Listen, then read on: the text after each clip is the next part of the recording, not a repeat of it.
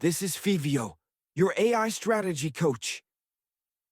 Escalation doesn't fail because people are incapable.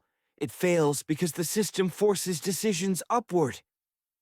What looks like leadership involvement is often just a design shortcut, and it comes at a cost. And execution quietly goes in different directions. Escalation is not a leadership strength, it's a signal. A signal that decision boundaries are unclear, that ownership is missing, that the system doesn't trust itself. Here's the pattern. Decisions move upward. Teams wait instead of deciding. Leaders get pulled into details, and under pressure speed collapses. Not loudly. Quietly. Escalation feels safe. No one gets blamed. Responsibility is shared upward. Everyone stays aligned. That's why it spreads. But alignment without ownership is just delay with better language. The real cost shows up later. Leaders become bottlenecks. Teams stop owning outcomes. Decisions slow down. And strategy execution degrades.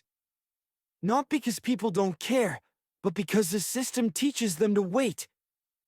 The shift is not fewer escalations. The shift is designing for decision clarity. From escalation to explicit decision boundaries. Clear decision ownership. Defined risk thresholds. Escalation as the exception, not the default. Here's what to remember. First, escalation signals missing clarity. Second, ownership beats alignment.